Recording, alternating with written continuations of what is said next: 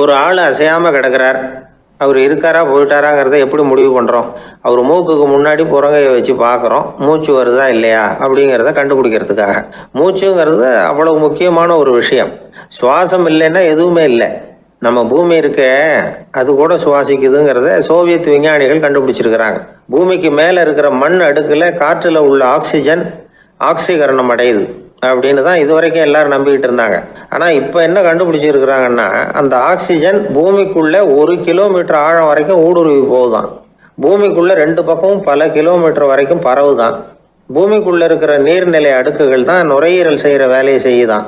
நம்ம உடம்புல நுரையீரல் இல்லைன்னா ஒன்றும் நடக்காது. ஒரு மரத்தை தலைகீழாக தொங்க போட்டால் எப்படி இருக்கும்? அப்படி யோசிச்சு பாருங்கள். அப்படி தான் இதுவும், நுரையீரலும் அப்படி தான் இருக்கும்.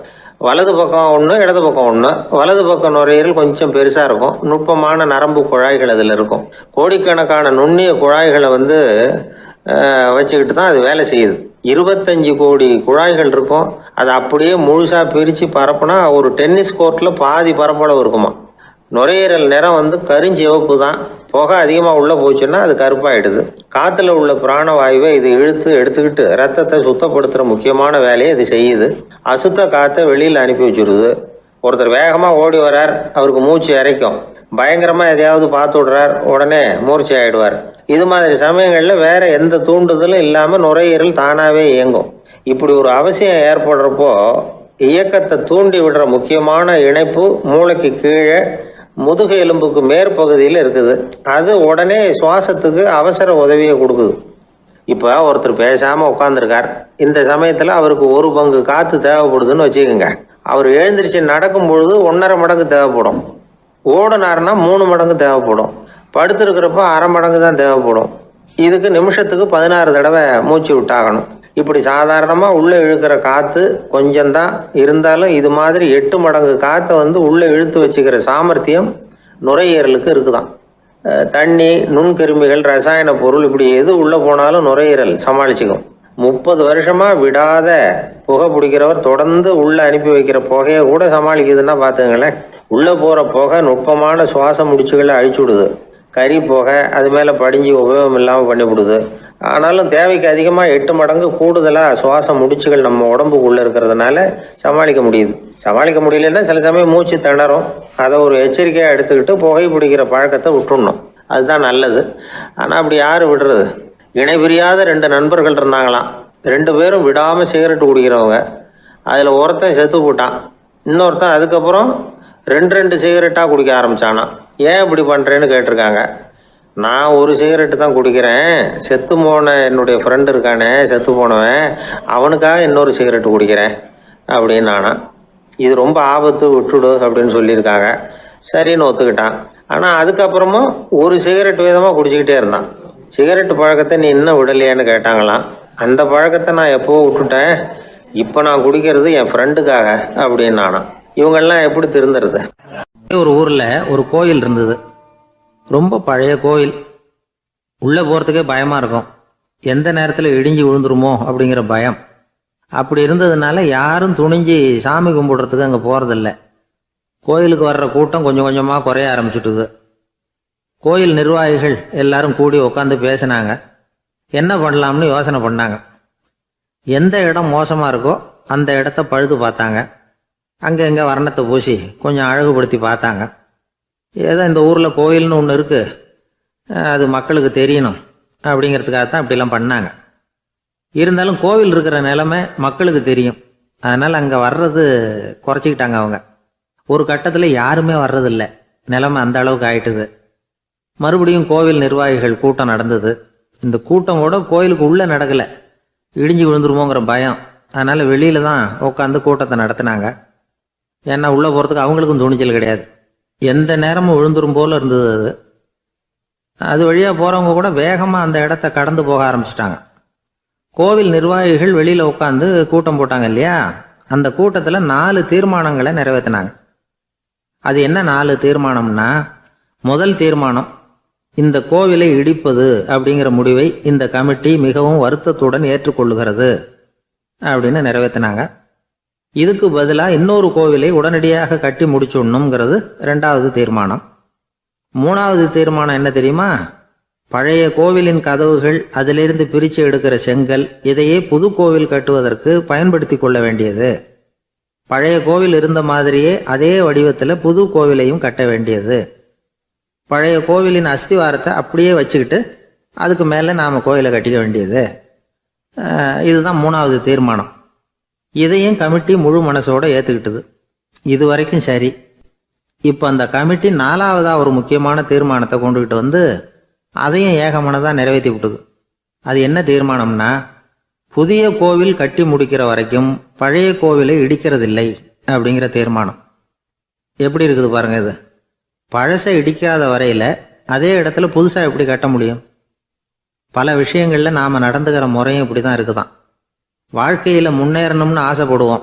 அதே நேரத்தில் அந்த முன்னேற்றத்துக்கு எது தடையாக இருக்கோ அதை விட்டு விடுறதுக்கும் மனசு வராது. வெளிநாட்டில் ஒரு பெரிய விருந்து நடந்துக்கிட்டு இருந்துதான். எல்லாரும் மது கோப்பையும் கையுமா அலைஞ்சிக்கிட்டு இருக்கிறாங்க. ஒருத்தர் மட்டும் கையில் எதுவும் இல்லாமல் ரொம்ப நல்ல பிள்ளையா சாதுவா ஒரு ஓரமாக தனியாக உட்காந்துருக்கிறார். அவர்கிட்ட நெருங்கி வாங்க மது சாப்பிடலாம் அப்படின்னு கூப்பிட்டாங்களாம். என்னை வற்புறுத்தாதீங்க, நான் என் மனசுக்குள்ளே உறுதியாக தீர்மானம் பண்ணிவிட்டேன் அப்படின்னாராம். என்ன தீர்மானம் பண்ணியிருக்கீங்க அப்படின்னு கேட்டிருக்காங்க. ஏற்கனவே முழு போதையில் இருக்கும் பொழுது மறுபடியும் மது கோப்பையை தொடரதில்லை அப்படின்னு தீர்மானம் பண்ணியிருக்கேன் அப்படின்னாராம். ஒரே ஒரு ஊர், அந்த ஊருக்கு பேர் கொடையாளிப்பட்டி. அந்த பேருக்கு தகுந்த மாதிரி தான் அந்த ஊர் மக்களும். யார் வந்து என்ன கேட்டாலும் இல்லைன்னு சொல்லாமல் கொடுப்பாங்க. கொடையாளிகள் நிறைந்த ஊர். இனாமா மட்டும் இல்லை, கடனாகவும் பணம் கொடுப்பாங்க. யாருக்காவது அவசரமாக பணம் தேவைப்பட்டதுன்னு வச்சுக்கோங்க, அந்த ஊருக்கு போய் வாங்கிக்கலாம். பத்திரம் தேவையில்லை, சாட்சி தேவையில்லை, ஜாமீன் தேவையில்லை, எந்த உத்தரவாதமும் கேட்காம பணம் கொடுத்துருவாங்க. நம்மளால் ஒருத்தனுக்கு பணம் தேவைப்பட்டது. சொந்த பந்தமெல்லாம் கேட்டு பார்த்தா யாரும் கொடுக்குற வழியாக தெரியல. எல்லாரும் அவங்கவுங்க சௌரியத்தை பார்க்குறவங்க, அடுத்தவங்க சௌரியத்தை பற்றி கவலைப்படாதவங்க. இவன் எல்லாரையும் கேட்டு பார்த்துட்டு சோர்ந்து போய் உக்காந்துட்டான். அந்த நேரம் தான் கொடையாளிப்பட்டியை பற்றி கேள்விப்பட்டான். அப்படி ஒரு ஊர் இருக்கிறது தெரிஞ்சதும் அந்த ஊருக்கு வழி கேட்டுக்கிட்டு ஒரு நாள் புறப்பட்டு போனான்.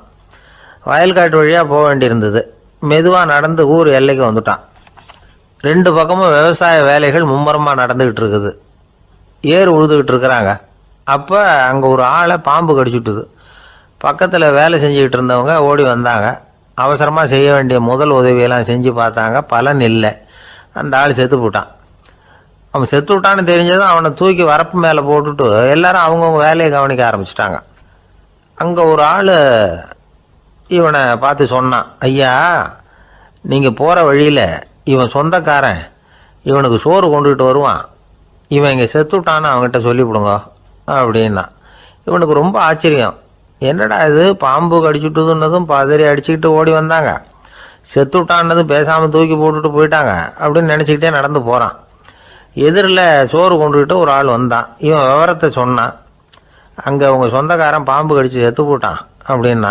அவன் கொஞ்ச நேரம் அமைதியாக நின்னான். அதுக்கப்புறமா அங்கேயே வரப்பில் உட்காந்து கொண்டுகிட்டு வந்த சோத்தை தானே சாப்பிட்டு முடித்தான். பேசாமல் எழுந்திரிச்சு திரும்பி போயிட்டான். கொஞ்சம் கூட பதறல, அழலை. இப்படியும் ஒரு ஊரா அப்படின்னு நினச்சி ஆச்சரியப்பட்டுக்கிட்டே இவன் ஊருக்குள்ளே போனான். ஒரு பெரிய மனுஷனை பார்த்து பணம் கேட்டான். அவரும் இவனோட பேரையும் ஊரையும் மட்டும் விசாரிச்சுக்கிட்டு தேவையான பணத்தை கொடுத்துட்டார்.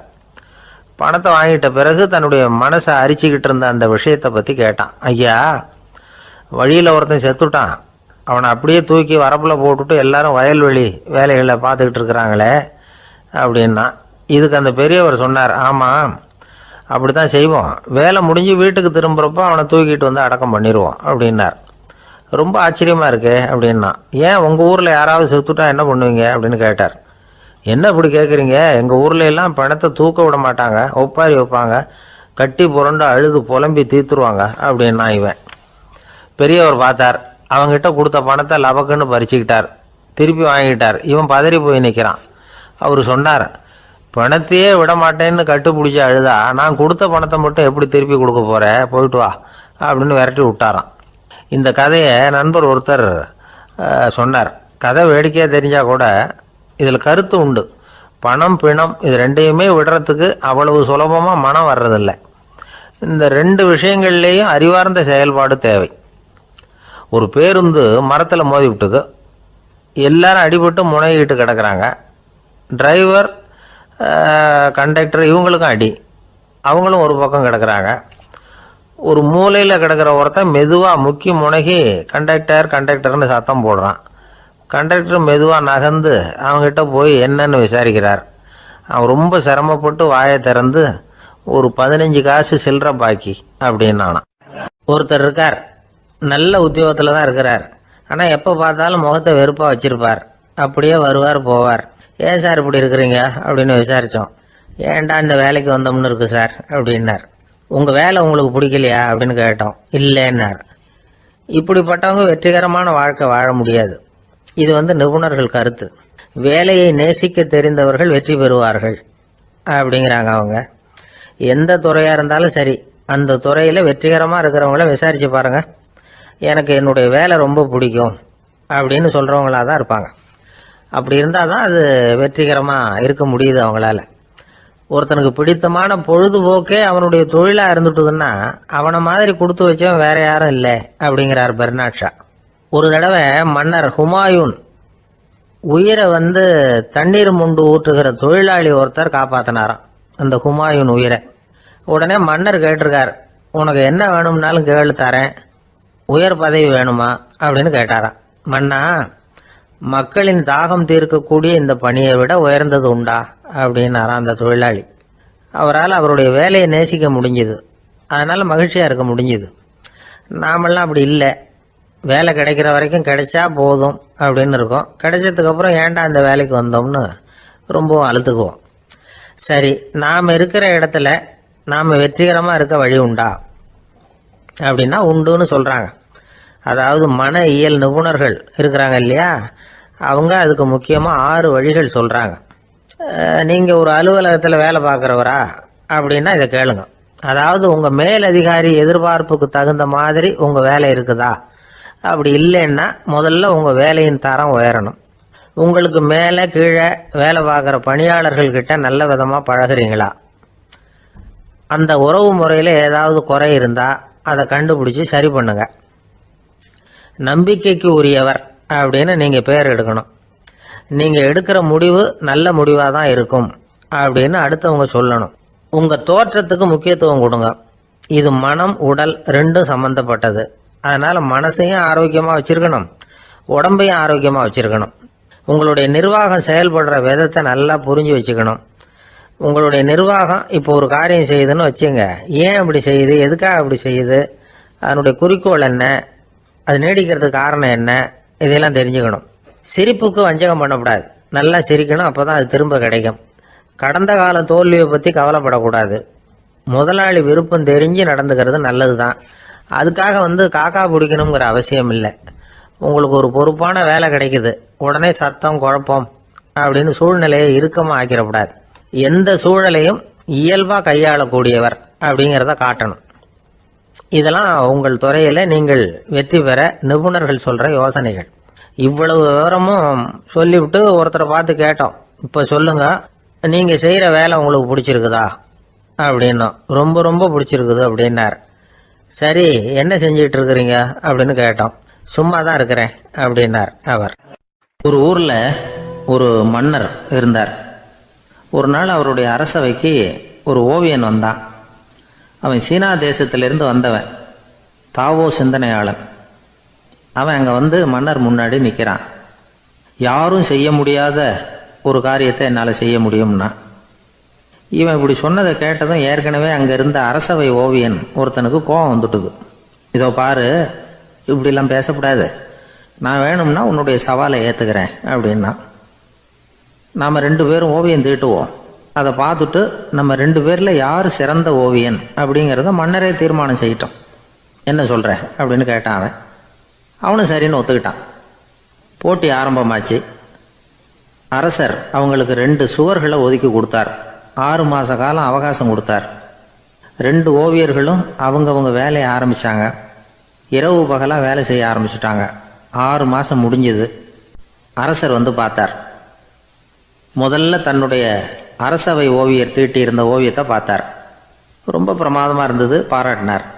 இதோ பாரு, உன்னுடைய ஓவியம் அற்புதமாக இருக்குது, உயிரோட்டம் உள்ளதாக இருக்குது, கலையின் உச்சமே இதுதான், இதை விட சிறந்த ஒரு ஓவியத்தை வேற யாராலையும் படைக்க முடியாது அப்படின்னார். அதுக்கப்புறம் அந்த சீன ஓவியன்கிட்ட போனார். எங்கே உன்னுடைய ஓவியம்னு கேட்டார். திரைச்சீலையை விலக்கி விட்டு பாருங்கன்னா மன்னர் அந்த திரைச்சீலையை விளக்குனார். உள்ளே ஓவியம் இருக்க வேண்டிய இடம் கண்ணாடி மாதிரி தெரிஞ்சுது. அவன் அந்த 6 மாத காலமாக அந்த சுவரை தேய்ச்சி தேய்ச்சி கண்ணாடி மாதிரி ஆக்கி வச்சிருக்கிறான். அதுக்கு நேராக எதிர் சுவரில் அரசவை ஓவியம் தீட்டின ஓவியம் இருக்குது. அது எதிரில் இருந்த இந்த கண்ணாடியில் பட்டு பிரதிபலிக்குது. மன்னர் யோசனை பண்ண ஆரம்பித்தார். அப்புறம் அந்த சீன ஓவியனை பார்த்து கேட்டார், இதை பாரு, நீ என்னுடைய ஆளை தோற்கடிச்சுட்ட அப்படிங்கிறதுல சந்தேகம் இல்லை. ஆனாலும் எங்களை ஏமாத்தி இருக்கிற, எந்த ஓவியமும் நீ வரையிலையே அப்படின்னார். அரசே, இதுதான் உண்மையான ஓவியம், உயிருள்ள ஓவியம். இது மனோபாவங்களை பிரதிபலிக்கும், மாறுகின்ற காலங்களை அப்படியே காட்டும் அப்படின்னா அந்த சீன ஓவியன். கையால் வரைகிற ஓவியங்களில் சலனம் இல்லை. கண்ணாடி அப்படி கிடையாது. சக்தியின் ஓட்டம் அதில் எப்பவும் இருந்துக்கிட்டே இருக்கும். கண்ணாடி மட்டுமே ஜீவன் உள்ள ஓவியமாக இருக்க முடியுங்கிறத அந்த சீன ஓவியன் தெரிஞ்சு வச்சிருந்தான். ஏன்னா அவன் ஒரு தாவோ சிந்தனையாளன். ஒவ்வொரு குழந்தையும் இந்த கண்ணாடியோடு தான் பிறக்குது. ஆனால் நாம் என்ன செய்கிறோம்னா ஓவியங்களை கண்ணாடி மீது பதிப்பிச்சு விடுறோம். கண்ணாடி நம்மளை பிரதிபலிக்குது. நம்முடைய அழகோ அவலட்சணமோ கண்ணாடியை பாதிக்கிறது இல்லை. ஏன்னா அதுக்கு மனம் கிடையாது. கடந்து போன வினாடியை பற்றி அது சிந்திக்கிறது இல்லை. அடுத்த கணத்தை பற்றின எதிர்பார்ப்பும் அதுகிட்ட கிடையாது. அதுதான் பற்றற்ற நிலை. மனிதனுக்கு தேவைப்படுறது அதுதான். கண்ணாடி கிட்டே இருந்து நாம் கற்றுக்கொள்ள வேண்டிய பாடம் இது. வாழ்க்கையில் மனிதர்களை நேசிக்கலாம், உலகின் அழகையெல்லாம் பிரதிபலிக்கலாம், ஆனால் எதையும் பற்றி கொண்டு விடக்கூடாது அப்படிங்கிறது பெரியவர்கள் அறிவுரை. துயரம்ங்கிறது பற்றுக்களின் சாயை. கண்ணாடி முன்னாடி நிற்கிறப்போவெல்லாம் நமக்கு இந்த ஞாபகம் வரணுமா. ஒரு குடும்பத் தலைவர் ஒரு நாள் காலையில் விடிஞ்சு எழுந்திரிச்சதும் சத்தம் போட்டார். யார் இந்த கருங்குரங்கு படத்தை என் ரூமில் கொண்டாந்து மாட்டி வச்சது அப்படின்னு கத்தினார். சமையல் கட்டிலிருந்து மனைவி பதில் சொன்னாங்க, தூக்க கலக்கத்தில் உளராதிங்க, நல்லா பாருங்க, அது படம் கிடையாது, முகம் பார்க்குற கண்ணாடி அப்படின்னாங்க. ஜெருசலேம் அங்கே உள்ள ஒரு தேவாலயம். அதில் உள்ள பலிபீடத்தின் முன்னாடி ஒரு பெட்டி உண்டு. அது காணிக்கை பெட்டி. ஆலயத்துக்கு வர்றவங்க பிரார்த்தனை பண்ணிவிட்டு திரும்பி போகிற சமயத்தில் அந்த பெட்டியில் காணிக்கை போடுவாங்க. அவங்களால எவ்வளவு முடியுமோ அவ்வளவு போடுறது வழக்கம். அவங்கவுங்க வசதிக்கு தகுந்த மாதிரி போடுவாங்க. வசதி உள்ளவங்களாக இருந்தாலும் சரி, வசதியே இல்லாத வறியவர்களாக இருந்தாலும் சரி, ஆலய காணிக்கை பெட்டியில் காசு போடுறது அவங்களுக்கு ரொம்ப பெருமையான ஒரு செயல். ஒரு சமயம் இயேசு தம்முடைய சீடர்களோடு அந்த ஆலயத்துக்கு வரார். அங்கே உட்காந்து ரொம்ப நேரம் வழிபாடு பண்ணிகிட்டு இருக்கிறார். சீடர்களும் அந்த ஜபத்தில் கலந்துக்கிட்டாங்க. வழிபாடு முடிஞ்சுது. இயேசு உட்காந்துருக்கிறார். காணிக்கை பெட்டியில் காசு போடுறவங்கள கவனிக்கிறார். சீடர்களும் அதையே கவனிச்சுக்கிட்டு இருக்கிறாங்க. ரொம்ப பேர் வரிசையாக வந்தாங்க. அவங்களால முடிஞ்ச அளவுக்கு காசு போட்டுட்டு அவங்க பாட்டுக்கு போய்கிட்டு இருக்கிறாங்க. வசதியானவங்க நிறைய பேர் வந்தாங்க. அதுக்கு மத்தியில் வயசான ஒரு அம்மா, அவங்களும் காசு போட்டுட்டு போகிறாங்க. இப்போ இயேசு தன்னுடைய சீடர்கள் பக்கம் திரும்பினார். ஒரு கேள்வி கேட்டார். இப்போ இந்த காணிக்கை பெட்டியில் நிறைய பேர் காசு போட்டுட்டு போகிறத நீங்கள் கவனிச்சிங்க. இன்னைக்கு இந்த காணிக்கை பெட்டியில் ரொம்பவும் அதிகமாக காசு போட்டது யார் அப்படின்னு கேட்டார். முதல்ல வந்தார ஒரு பெரிய மனுஷன், அவர் தான் அதிகமாக போட்டார் அப்படின்னார் ஒருத்தர். மூணாவதாக வந்தவர் தான் அதிகமாக போட்டார், நான் கவனித்தேன் அப்படின்னாரு இன்னொருத்தர். இப்படி ஆளுக்கு ஒரு விதமாக சொல்கிறாங்க. கடைசியாக இயேசு சொன்னாராம், இன்றைக்கு அந்த பெட்டியில் அதிகமாக காசு போட்டவங்க அந்த வயசான அம்மா தான் அப்படின்னாராம். சீடர்களுக்கு ஒன்றும் புரியல. அந்த அம்மா ரொம்பவும் ஏழையாச்சே, அவங்க எப்படி அதிகமாக காணிக்கை செலுத்த முடியும் அப்படிங்கிறது அவங்க சந்தேகம். இயேசு விளக்குனார். நிறைய பேர் வந்தாங்க, நிறையவே காசுகள் போட்டாங்க, அது உண்மைதான். ஆனாலும் அந்த அம்மா என்ன பண்ணாங்க கவனிச்சிங்களா? வந்தாங்க, தன்னுடைய காசு பையை திறந்தாங்க, அப்படியே கொட்டுனாங்க. அதில் இருந்தது 2 காசுகள் தான். அந்த 2 காசும் காணிக்கை பெட்டியில் விழுந்துட்டுது. மற்றவங்கள்லாம் தங்கள்கிட்ட இருந்த செல்வத்தின் ஒரு சிறு பகுதியை எடுத்து பெட்டியில் போட்டாங்க. ஆனால் இந்த அம்மா தன்கிட்ட என்ன இருந்ததோ அதை அப்படியே போட்டுட்டாங்க. தன்னுடைய பிழைப்புக்காக வச்சுருந்த அவ்வளவையும் இழக்கிறதுக்கு தயாராகிட்டாங்க. அவ்வளவு தாராள மனசு அவங்களுக்கு. அதனால் அவங்க செலுத்தின காணிக்கை தான் அளவில் அதிகம் அப்படின்னார். விலை மதிப்பில்லாத முத்து புதையல் ஒருத்தனுக்கு கிடைக்க போகுதுன்னு வச்சுக்கோங்க. அதன் மதிப்பை உணர்ந்தவன் என்ன பண்ணுவான்? அதை அடையிறதுக்காக தன்கிட்ட இருக்கிற எதையும் கொடுக்கறதுக்கு தயாராக இருப்பான் இல்லையா? அது மாதிரி தான் இதுவும் அப்படின்னார். உலக மதிப்பீடுகளை துரும்பா தூசியாக மதித்து அதையெல்லாம் உதறி விடுகிறவன் இறையருள் அப்படிங்கிற இணையில்லாத செல்வத்தை பெறுகிறான் அப்படிங்கிறது இதில் உள்ள கருத்து. இறைவனுக்காக இழப்பதுன்னா துன்பப்படுகிறவர்களுக்காக, ஏழைகளுக்காக, ஏதுமற்றவர்களுக்காக இழப்பது அப்படின்னு அர்த்தம். உங்கள் அயலானுக்கு நீங்கள் என்ன உதவி செய்தாலும் அதை எனக்கே செய்கிறீர்கள் அப்படின்னு இயேசு சொல்லியிருக்கிறார். அடுத்தவங்களுக்கு உதவணுங்கிற குணம் இன்னைக்கு ரொம்ப குறைஞ்சி போச்சு. ஒருத்தன் வாழைப்பழத்தோல் வழுக்கி கீழே விழுந்துட்டான். பக்கத்தில் இருந்த நண்பன் உடனே இவனை தூக்கிக்கிட்டு போய் ஆஸ்பத்திரியில் சேர்த்துட்டான். அதுக்கப்புறம் சொன்னான், நீ அந்த வாழைப்பழத்தோலில் காலை வைக்க போகிறத முன்னாடியே நான் கவனிச்சுட்டேன் அப்படின்னானா. அப்படின்னா அப்போவே நீ எனக்கு உதவி செஞ்சுருக்கலாமே அப்படின்னானா அவன். நான் டாக்டருக்கு உதவலாம்னு நினச்சிட்டேன் அப்படின்னா இவன். ஒரு விவசாயி விதைக்கிறதுக்காக வயல்வெளி பக்கம் போகிறார். விதைகளை அள்ளி வீசினார். அப்போ என்ன ஆச்சுன்னா, சில விதைகள் பாதை ஓரத்தில் விழுந்தது, சில விதைகள் முள் செடிகள் மண்டி இருந்த புதருக்கு இடையில் விழுந்தது, சில விதைகள் நல்ல நிலத்தில் விழுந்தது.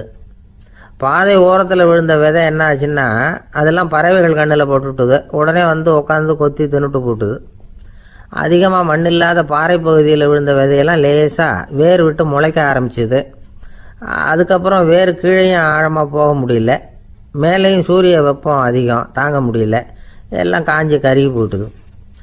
புதர் பகுதியில் சில விதைகள் விழுந்தது இல்லையா, முள் செடிகள் காடாக மண்டி போயிருந்தது. அதனால் முளைச்சி வர்ற செடிக்கு நெருக்கடி அதிகமாக போட்டுது, சரியாக வளர முடியல, விளைச்சலும் சரியா இல்லை.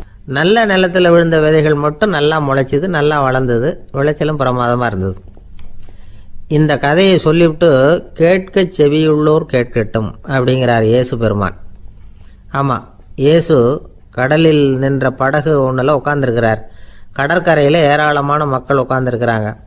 அந்த சமயத்தில் தான் இயேசு ஓமைகள் மூலமாக மக்களுக்கு பல உண்மைகளை சொல்லிகிட்டு இருக்கிறார். மக்கள் அந்த கதையை கேட்டுட்டு ஒன்றும் புரியாமல் முழிக்கிறாங்க. அதை கவனித்த இயேசு அந்த ஓமையை விளக்க ஆரம்பித்தார். இதில் அந்த விதைக்கிறவர் தான் இறைவன். அவருடைய வார்த்தைகளை விதைக்கிறார். அந்த வார்த்தைகளை கேட்கிற மக்கள் அந்த விழுந்த விதைகள் மாதிரி 4 வகையானவர்கள். சில பேர் பாதை ஓரத்தில் விழுந்த விதைகள் மாதிரி. இறைவன் வார்த்தைகளை அவங்க கேட்குறாங்க, ஆனால் தீய எண்ணங்கள் செய்கைகள் மூலமாக விதைக்கப்பட்ட வார்த்தைகள் அழிஞ்சு போடுது. இறைவன் வார்த்தைகளை கேட்ட உடனே மகிழ்ந்து போய் உடனே சில பேர் அதை ஏற்றுக்கிறாங்க. இவங்கெல்லாம் அந்த பாறை பகுதியில் விழுந்த விதைகள் மாதிரி. அதனால் இவங்கெல்லாம் வேறு இல்லாதவங்க, கொஞ்ச காலத்துக்கு இறை வார்த்தைகளுக்கு கீழ்ப்படிந்து நடப்பாங்க. அதனால் ஏதாவது இடைஞ்சல் ஏற்பட்டால் உடனே தடுமாறுவாங்க. தங்கள்கிட்ட இருக்கிற நல்ல பண்புகளை விட்டுட்டு பாவ வழிகளுக்கு போயிடுவாங்க. முள் செடிகளுக்கு இடையில் விழுந்த விதைகள் மாதிரி உள்ளவங்க யாருன்னா, இவங்களுக்கு உலக கவலை உண்டு, செல்வத்தின் மீது மயக்கம் உடையவர்கள். உலக ஆசைகள் இவங்களுக்குள்ளே பூந்துடுறதுனால அங்கே இருக்கிற நல்ல பண்புகள் மறைஞ்சு போயிடுது. அதனால் அவங்களும் உபயோகம் இல்லாதவங்களாக ஆயிடுறாங்க. நல்ல மனிதர்கள் நல்ல நிலத்தில் விழுந்த விதைகளுக்கு ஒப்பானவர்கள். இவங்க இறை வார்த்தையை கேட்குறாங்க, அதை ஏற்றுக்கிறாங்க, அவங்களும் நல்லபடியாக வாழுறாங்க, அடுத்தவங்களுக்கும் உபயோகமாக இருப்பாங்க. இதுதான் இயேசு சொன்ன விளக்கம். நல்ல வார்த்தைகளை கேளுங்கள், நல்ல வார்த்தைகளை ஏற்றுக்கொள்ளுங்கள், அடுத்தவங்களுக்கு உபயோகமாக இருங்க. இதுதான் பெரியவங்கள்லாம் நமக்கு சொல்லுகிற உபதேசம். ஒரு அப்பா தன்னுடைய மகனுக்கு உபதேசம் பண்ணார். இதை பாருப்பா, நல்ல வார்த்தைகளை கேட்கணும், எப்போதுமே மகன் அப்பா பேச்சை கேட்கறது நல்லது அப்படின்னாராம். நீ ஏதாவது ஒரு தப்பு பண்ணால் என் தலையில் ஒரு முடி நரைச்சி வெள்ளையாக போடும்பா, நீ செய்கிற ஒவ்வொரு தப்புக்கும் என் தலையில் ஒவ்வொரு முடி வெள்ளையாயிடும் அப்படின்னாராம். பையன் யோசிச்சான், அப்பா இப்போ தான் எனக்கு புரியுது, தாத்தாவோட தலைமுடி பூராவும் வெள்ளையாக இருக்கிறதுக்கு என்ன காரணம்ங்கிறது எனக்கு இப்போ தான் புரியுது அப்படின்னானா. சில பேர் ஆளை பார்த்தா 60 வயசு மாதிரி தோணும், உண்மையான வயசு என்னன்னு பார்த்தா 40 அல்லது 45 சில பேரை பார்க்கறதுக்கு 45 மாதிரி தெரியும், உண்மையிலேயே 65 தாண்டி இருப்பாங்க. ஒரு மனிதனுக்கு 2 வகையான வயது உண்டுங்கிறார் ஓஷோ. அதாவது உடம்புக்குன்னு ஒரு வயசு, மனசுக்குன்னு ஒரு வயசு. முதல் உலக மகாயுத்தம் நடந்தது இல்லையா, அது முடிஞ்சதுக்கு அப்புறம் முதல் தடவையா மனிதனின் மூளை வளர்ச்சியை பற்றி மனநல வைத்தியர்கள் ஒரு கணக்கெடுப்பு சோதனை நடத்தினாங்களாம். அது வரைக்கும் மனிதனுக்கு 2 வகையான வயது உண்டுன்னு யாரும் சிந்திச்சதே இல்லையா. அந்த உலக மகாயுத்தம் முடிஞ்சதுக்கு அப்புறம் மனிதனுடைய சராசரி மனதின் வயதை கணக்கிட்டு பார்க்கும் பொழுது அவங்களுக்கெல்லாம் ரொம்ப அதிர்ச்சியாக இருந்துதான். ஏன்னா அது ரொம்ப பின்தங்கிய நிலையில் இருந்திருக்கு, வளர்ச்சி அடையாத நிலையில் இருந்திருக்கு. அவங்க கண்டுபிடிச்ச பிரகாரம் அப்போ மனசோட சராசரி வயசு என்ன தெரியுமா? 14.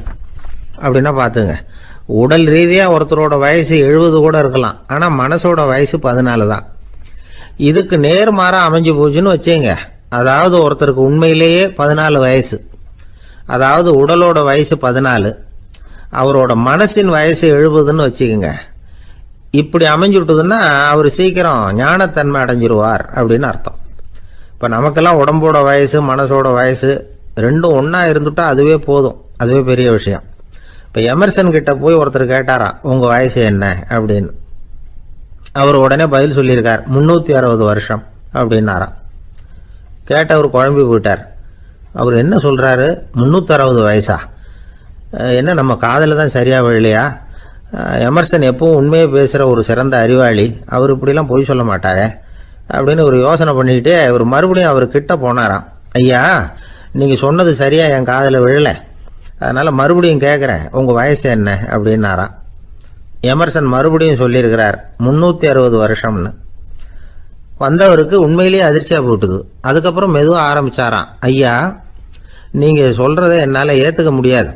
எப்படி பார்த்தாலும் இப்போ உங்களுக்கு வயசு ஒரு 60க்கு மேலே இருக்காதுன்னு நினைக்கிறேன் அப்படின்னாராம். நீங்கள் சொல்கிறது சரிதான், அது என் உடம்போட வயசுன்னாராம் எமர்சன். அப்படின்னா ஏற்கனவே நீங்கள் சொன்னது அப்படின்னு கேட்டிருக்காரு, அது என் மனசோட வயசு அப்படின்னாராம். நம்மளை பொறுத்த வரைக்கும் அறிவு தூசு படிஞ்சிருக்கு, அது மாதிரியே அன்பும் மாசுபட்டிருக்கு. இது ரெண்டையும் சுத்தம் பண்ண வேண்டியிருக்குது. அப்போ தான் நாம் சரியான வயசில் வாழ முடியும். ஒரு ஆசாமி இருக்கிறார், அவருக்கு உடம்போட வயசு அதிகம், மனசோட வயசு ரொம்ப குறைச்சல், குழந்தை மாதிரி. அவர் ஒரு ஆஸ்பத்திரியில் படுத்திருக்கிறார். நர்சம்மா எல்லாருக்கும் மருந்து கொடுத்துட்டு போகிறாங்க. கொஞ்ச நேரம் கழித்து திரும்பி வந்தாங்க. அப்போ இவர் அந்த அம்மாவை கூப்பிட்டு சொல்கிறார், இதை பாருங்கள் சிஸ்டர், நீங்கள் எல்லாருக்கும் சின்ன சின்ன மாத்திரையாக கொடுத்துட்டு எனக்கு மட்டும் நீளமான மாத்திரையாக கொடுத்துட்டீங்க. முழுங்கிறதுக்கு ரொம்ப கஷ்டமாக போச்சு. இனிமேல் எனக்கும் சின்ன மாத்திரையாக கொடுங்க சிஸ்டர் அப்படின்னாராம். அந்த அம்மா உடனே அதிர்ச்சியாகி தலையில் அடிச்சுக்கிட்டாங்களாம். நான் கஷ்டப்பட்டு மாத்திரையை முழுங்கினத்துக்கு நீங்கள் ஏமா தலையில் தட்டிக்கிறீங்க அப்படின்னு கேட்டிருக்காரு இவர். இதுக்கு அவங்க சொல்லியிருக்கிறாங்க, நான் உங்களுக்கு கொடுத்துட்டு போனது மாத்திரை இல்லைங்க, அது தெர்மாமீட்டர் அப்படின்னாங்களாம். ஐயா, உங்கள் பேரை தொடர்ந்து தினம் கேட்டுக்கிட்டு இருக்கிறேன் அப்படின்னார் ஒருத்தர். தொடர்ந்து கேட்குறீங்களே, உங்களுக்கு காது வலிக்கலையா அப்படின்னு கேட்டோம்.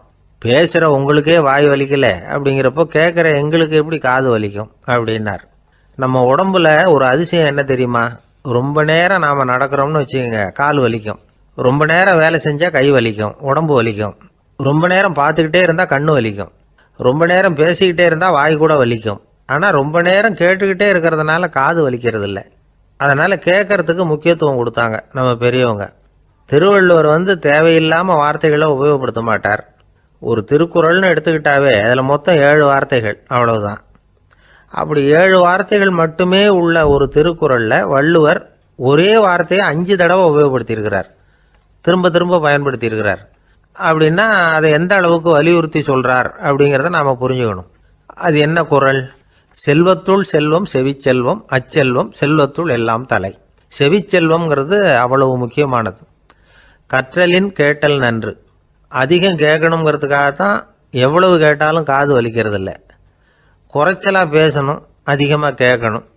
இன்னொரு விஷயம் கவனிங்க, நம்ம உடம்புல கண்ணுக்கு மூடி இருக்குது, எதையாவது நாம் பார்க்க விரும்பலைன்னா உடனே கண்ணை மூடிக்கலாம். நம்ம வாய்க்கு மூடி இருக்குது, பேச விருப்பம் இல்லையா, வாயை மூடிக்கலாம். மூக்குக்கு கூட மூடிக்கிற வசதி இருக்குது, எதையாவது முகர விருப்பம் இல்லையா, மூச்சை அடக்கிக்கலாம். ஆனால் பாருங்கள், காதுக்கு மூடி கிடையாது, அதை கையால் தான் மூட முடியும். யார் என்ன சொன்னாலும் அது நல்லதோ கெட்டதோ காதில் விழுந்துக்கிட்டு தான் இருக்கும். அறிவு தான் நல்ல விஷயங்களை எடுத்துக்கிட்டு கெட்ட விஷயங்களை விட்டுடணும். நல்ல கருத்துக்கள் நம்ம காதில் நிறைய விழுந்துக்கிட்டே இருக்கணும். அதை கேட்டு நாம் நல்லபடியாக வாழணுங்கிறது தான் படைப்பின் விருப்பம். ஆன்மீகவாதிகள் கூட ஒன்று சொல்லுவாங்க, அதாவது ஆன்மீக பாதையில் நீங்கள் முன்னேறணும்னா முதல்ல சிரவணம் செய்யணும்பாங்க. அதாவது பெரியவங்க சொல்கிற நல்ல கருத்துக்களை கேட்கணும் அப்படின்னு அதுக்கு அர்த்தம். அதனால் யார் நல்ல கருத்துக்களை சொன்னாலும் அதை காது கொடுத்து கேளுங்க. இவ்வளவு கருத்துக்களையும் நம்ம நேயர் ஒருத்தர்கிட்ட சொல்லிகிட்டு இருந்தோம். அவரும் சரி சரின்னு தலையாடிக்கிட்டே இருந்தார். அப்புறம் சொன்னார், நீங்கள் சொல்கிறது சரிதான் சார், காதுக்கு மூடி இல்லைங்கிறது ரொம்ப சரி. அதனால தான் உங்கள் தகவல் கூட நாங்கள் விரும்புகிறோமோ இல்லையோ தினம் காதில் விழுந்துக்கிட்டு இருக்குது அப்படின்னார். எங்களுக்கு ரொம்ப பெருமையாக இருந்தது. அப்படியா அப்படின்னோம். ஆனாலும் என்ன மாதிரி சில பேர் நீங்கள் தகவல் சொல்கிற சமயத்தில் காதில் மூடி இல்லையேன்னு சொல்லி கவலைப்படுறதில்ல சார் அப்படின்னார். ஏன்னு கேட்டோம். காதை மூடுறதுக்கு தானே வசதி இல்லை, ரேடியோ